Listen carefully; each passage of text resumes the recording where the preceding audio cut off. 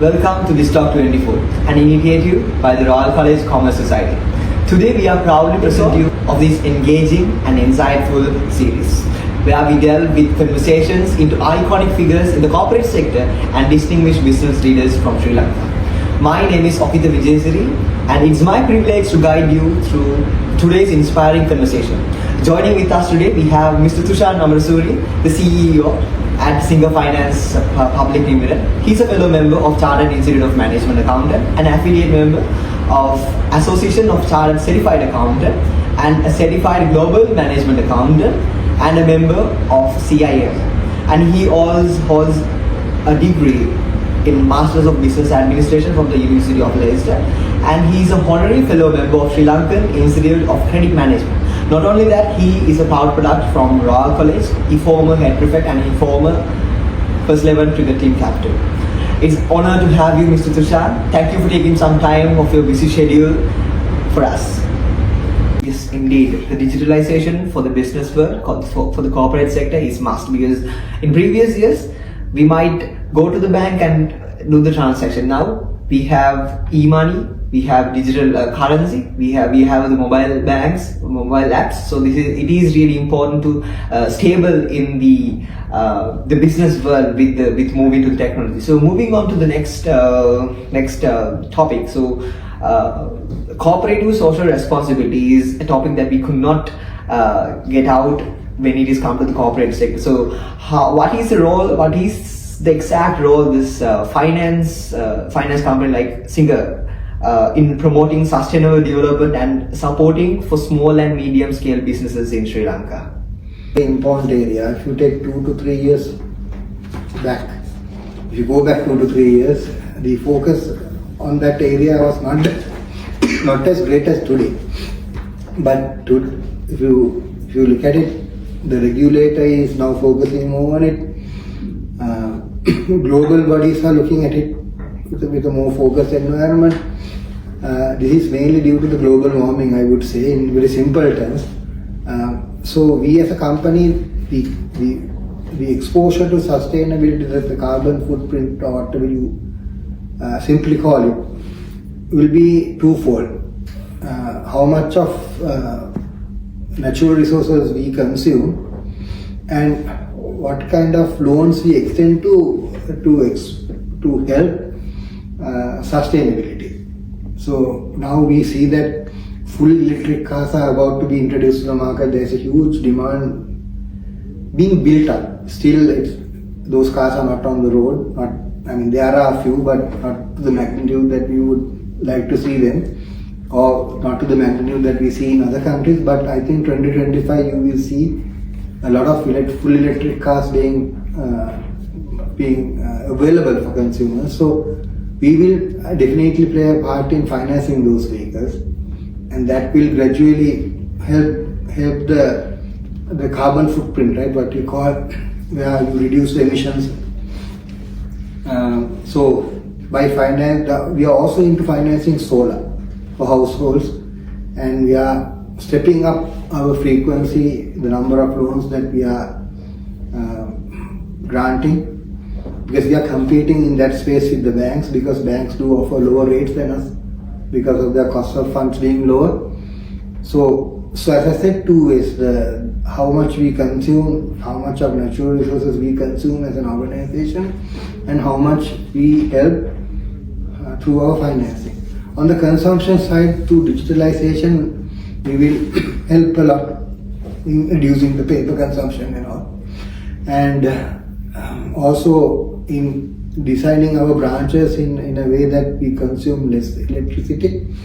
That will also help, and we are doing that in the best possible way that we could, because we can't go and set up a branch which is 100% environment friendly, because we take other people's buildings on lease, and one fine day we need to hand them back to them. So what we can do is ensure that the energy consumption is lowered through the lighting that we select, the types of air conditioner we select, etc. And going forward, I think we are yet to consciously talk about it, but we can also encourage employees to purchase electric vehicles in order to reduce the carbon emissions that will be emitted if we use traditional petrol fuel-based vehicles. So in that regard, there is a lot of improvements to be done at Singer Finance. We are mindful of it, and we will continue to focus, because there is a lot of focus from, as I said, from various bodies for us to implement what is globally accepted. I think the ideas that you represent, you deliver it is really helpful for the environmental control and the natural friendly as well. So moving on to the next topic, Mr. Thushan, how do you foresee the financial service industry evolving into the next 5 to 10 years? Because still we recognize there's a lot of competition plus the technology. So how would be the next 5 to 10 years competition with the role, and how will Singer Finance will play a crucial role in next to 5 years probably? Good question. The role that Singer Finance will play in the next 5 to 10 years, we would like to see is more us helping in capital formation and helping the SME industry, because as an industry, we are the conduit between the formal banking sector and the informal sector. There are people who have not transacted with the formal finance sector will first transact with. Generally, finance companies fall into that category. And what we can do to help the industry and the economy in the next 5 to 10 years. As an organization, it's not only about us progressing and not only about us earning money. It's doing it in a fruitful way where there is sustainability in that sense as well.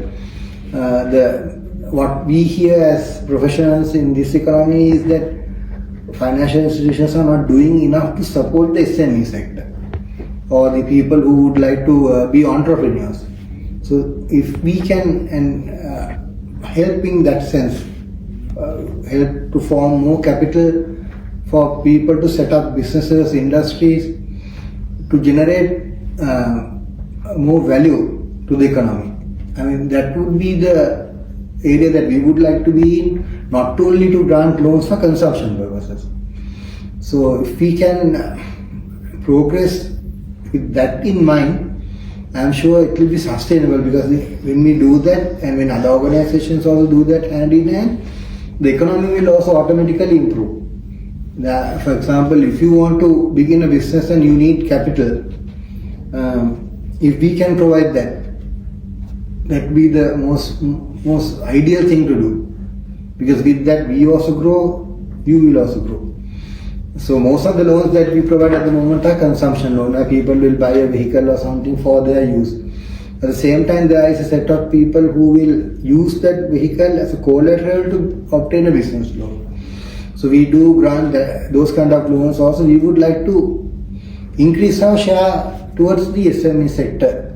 And of course, digitalization will play a crucial role. The software capabilities will play a crucial role in the next 5 to 10 years.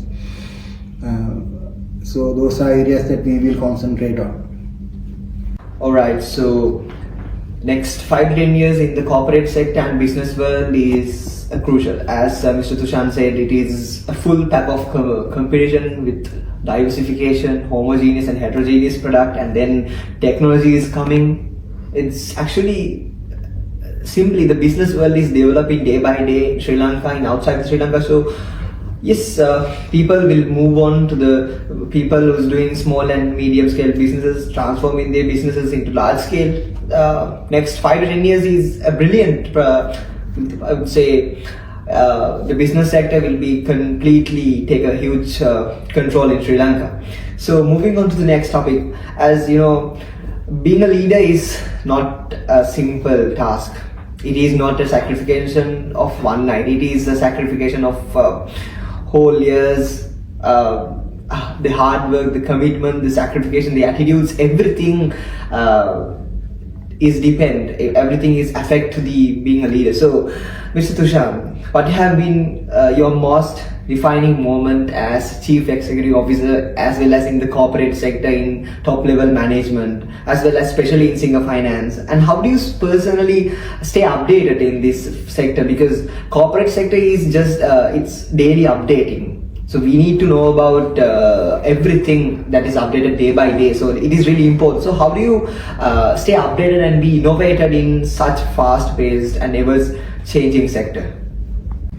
Yeah, being a leader of an organization is never an easy task. Sometimes it's very lonely up there, especially in our industry, or even if you take other industries. In the recent 5 years, the country's faced a lot of challenges, which I mentioned at the beginning of this discussion.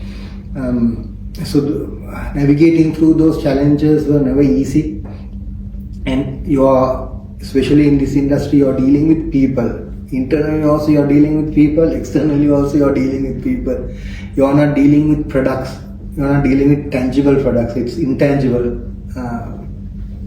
It's an intangible service driven organization where how you deal with people matters a hell of a lot. How you treat people, how you understand them matters a lot. And not every person is the same, right? Like the 10 fingers in your hands, every other individual has their differences. So you need to understand, have a lot of patience. Sometimes think like a fatherly figure when it comes to their issues. And at the end of the day, it's rewarding when you see success together. It's also something, success doesn't come only because of me, it's because of every individual in the organization, because of their contributions. In sporting terminology, you say you are as good as your team. If you are a captain of a team, you are as good as your team. If your team is not good, how good you are, however good you are, you may not be able to succeed. So I am very conscious of that. And I am also very conscious of the need to be up to date. As you asked me, you need to read a lot. Reading is very important. You ask any corporate leader, any sporting personality, they read a lot. And preferably don't only stick to your mobile phones, but also there are good books to be read, which helps you a lot. And sometimes when you read only, one thing, you get up to date. Second, your English is improved, your language skill improves automatically, even your spoken English, your writing skills, all that improves if you read. So that's a very important area. And when you read selected good books, you learn a lot. Because once you, at one point of your life, you stop studying, your academic life comes to an end, unless you are in academia, right? If you are in teaching, then you probably will continue to engage in various other studies as well. But when it comes to me, I also did engage in many activities, in many areas of academia. I studied finance, I studied marketing, I recently completed a LLB degree also, because I always like to learn law as well. So like that, if you can be up to date with what's happening, reading the daily newspapers, it's very important. Sometimes we don't read it, even the summary or the snapshots, if you don't read it, you may miss very important areas that you should have known about in the industry, and also related industries as well. So the most defining moment in my career was, I would say, the comeback after these setbacks. These Easter attacks, because when the Easter attacks happened, after that tourism took a heavy toll in the country. And when tourism takes a toll, our industry also is impacted, because there are so many people who lease out cars for tourism and related businesses. Then obviously the COVID-19 really hampered each and every business, and then the economic debacle that the country went through. So all those three major setbacks were not easy to navigate through. That there were so many challenges that we needed to face and overcome. And after those three, and today sitting here and on hindsight looking back on those three major challenging events, I feel that being able to overcome them without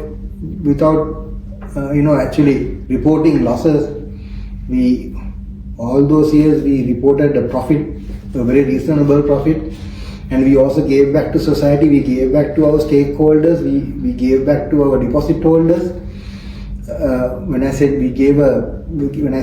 mean gave back, we gave a fair return under the circumstances that we were forced to do business in. So being able to overcome all those things were the most defining moment in my relatively short 7-year career as a CEO. And I know for a fact that life will always be never a better process. There will be always a challenging moment, which is something that the younger generation, which is part of this question, should be also aware. Reaching and achieving things in life is nice, it's good, but you need to also be mindful that you should be able to cope up with those challenges. You should be geared to face those situations. If not, you can end up actually being very miserable. You can end up failing. So when you are aspiring for leadership positions and for certain leadership roles, you need to first gear yourself to face those situations. So that is very important, and also attitude is the most important thing. Having the right attitude and being able to work with people. Be kind and empathetic towards people. They say about generation changes, so much is spoken about the new generation.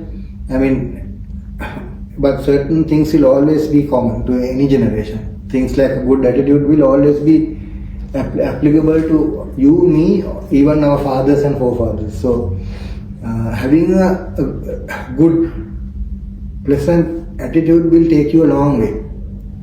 And with that knowledge, the knowledge that you acquire in whatever profession you choose, the knowledge that you acquire, the skills that you acquire will be always with you, helping you in your life. And when difficult times come, you need to have the courage to face them and overcome those situations, because nothing will be permanent. Everything will always there be light at the end of the tunnel. So you need to be strong and resilient during difficult times. And when you overcome those situations, you will see a very beautiful path ahead, and you will also see success. And I think something also is very important is positive thinking. Always have a positive mindset. Sometimes when you go through difficulties, you don't have that positive mindset. Naturally, you tend to think negatively. But if you can come out of it, and always when you get up in the morning and if you can think positively, you will always succeed.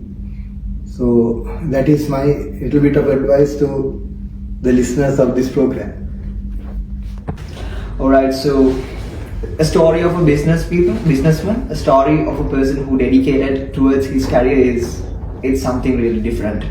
He have dedication, he have sacrifications, he have commitment. So thereby, we can from Mr. Thushan's story, it is really practical that what we learn from our books and applying it to the practical world, it is something really different. It's really different actually. What we learned in business studies, what we learned in economics, it is a theory, but applying it to the practical world, applying it into the corporate sector, it is something really difficult, and we have to learn that. So moving on to the latter part, finally, Mr. Thushan, there are young entrepreneurs who's really hoping, who's anticipating to touch into this sector.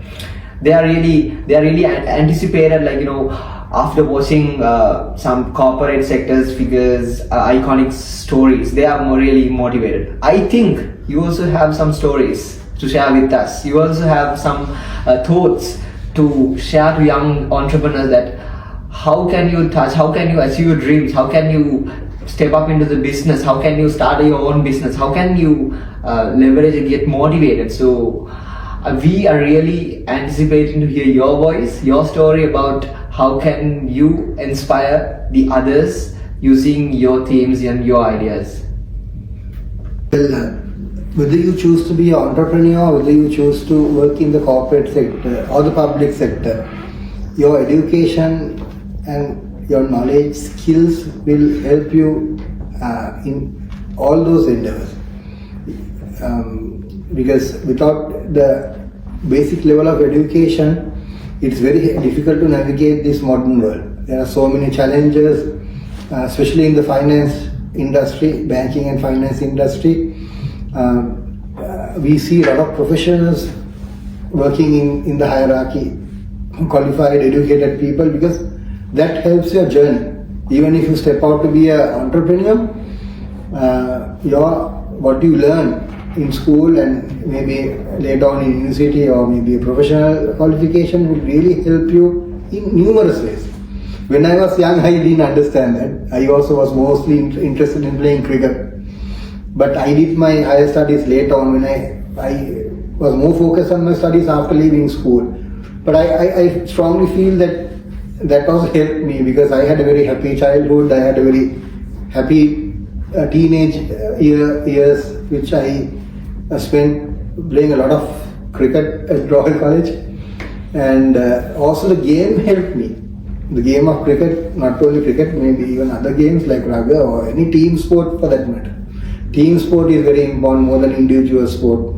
Will help you in your life, in your adult life later on, in your family life, in your business world, because it teaches you ups and downs.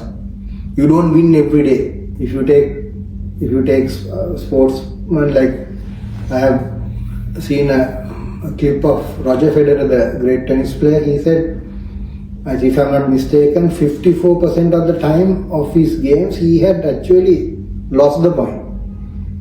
But he has won the game because of the errors made by the opponent. But perhaps he forced that error. In tennis you can say there are two things called forced errors and unforced errors. So like that, a sport will really help you in your life when you have to go through difficulties. Apart from that, what you learn as a student, what you learn and what you actually do in practice may not be the same. But say if you all are studying accounting is of course, accounting is the same. The accounting knowledge that you gain will be used in your career for sure. So you need to get a good understanding of your accounting.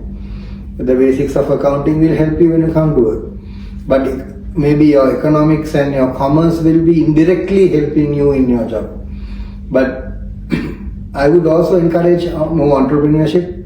I'm a person who is working in the corporate sector. I'm not an entrepreneur as such, but we encourage entrepreneurship. I have come across very successful entrepreneurs as our customers. What they have is, as you asked me, I am not an entrepreneur, I can't directly motivate you in that regard, but I can share what I learned from my customers. They have amazing courage. They have gone through difficult times. Some people have their loans which are still outstanding. They have rescheduled those loans and they are somehow paying them. But like sometimes millions of rupees outstand into banks, millions of rupees outstand into financial institutions, but still they have the courage to overcome. They have the courage to overcome all those challenges because of their strong willpower. The never say die attitude that they have. For example, if you and I, a lesser person, say who is not mentally strong, owes money to someone, we will not be able to sleep, right? But the successful entrepreneur is so courageous that he is so confident of overcoming that. So I experienced that during the worst economic situation. I think the worst economic situation our country has faced for generations to come. I don't think, even our forefathers have faced such a difficult time, right? So I was privy to see how people have overcome. I have so many customers of ours who have overcome these challenges. So if you are going to take a fresh start, you will not have these kind of difficulties. It's a matter of finding your capital and finding the correct product or service that you want to be in. But you need to be passionate about what you are doing. It's not about just doing a business or being an entrepreneur. You need to be passionate. You need to find the correct partners also. And if, as say for example, some of you are going to engage as friends, then you need to have a very good understanding among yourself. There are situations where you need to be very, very honest with each other. And if you go with that honesty, integrity and understanding friendship, if you are going to set up entrepreneurship as a group, then you will succeed. It's always yours much stronger when you are together than when you are alone. But you need to find the correct partner if you are going into a partnership. So that's what I would like to say. Have the courage, have the confidence, have the passion. Backing all that, you should have the knowledge also. If you don't have the knowledge in that specific area, then it's going to be tough. But then there are so many opportunities in the modern world in order to be entrepreneur. And if you want to work for the corporate sector, there are so many opportunities. With so much of migrations happening, there is a skill gap in the market. When you youngsters, when you go out of school and you do your higher studies, some people, some young youth will straight away come and work and then study. Some who will get selected to the universities will then go through that program and then come in. Whichever path you select, there are opportunities available. But that knowledge, the skill that you will gather, and the language skills also will matter. The communication skills, it will help you. If you can speak good English, if you are confident, if you can write well, all those will help you to project yourself to a very good, rewarding career in your life. So if you follow what I said, if you equip yourself with those skills, you will succeed. And also, the decisions that you take about your career, the timing will differ from person to person. Some will have decided by the age of 18, 19 what you want to be. Some might decide at 24, 25. Some might even not have decided when they are 30. So don't worry too much. As long as you are not wasting your time in doing unproductive work, as long as you are doing some productive work after your school life is over, you will, the defining moment in your career will come to you at one moment of time. So for my advice for people who have not decided, who are undecided, don't worry, just enjoy your life, do the correct things, don't get involved in unnecessary activities, wasting your time. There are so many things that you can actually get yourself involved, so many unnecessary, unwarranted things which are freely available in society. There are people who are getting hooked on to gaming. Don't get too much hooked on to your mobile. It's actually, I see in developed countries, I think they have barred social media for people who are under 16 in Australia. I'm not sure how they are going to implement it, but it's too much of digital exposure is not good for you. Rather, enjoy the environment, read books, those things are very important. Because I have seen people, the negative sides of too much of exposure to these things which I just mentioned about. Well, a business, most of people have ups and downs in their life. So that's all the downs, all the mistakes that teach you to clear your path and go more towards the right direction. So with that, we came to the conclusion of the event at the end of the discussion. So thank you, Mr. Thushan, for appearing with us today. It's really insightful series, insightful discussion with you, sharing your story with us. There are so much of people who's watching this video.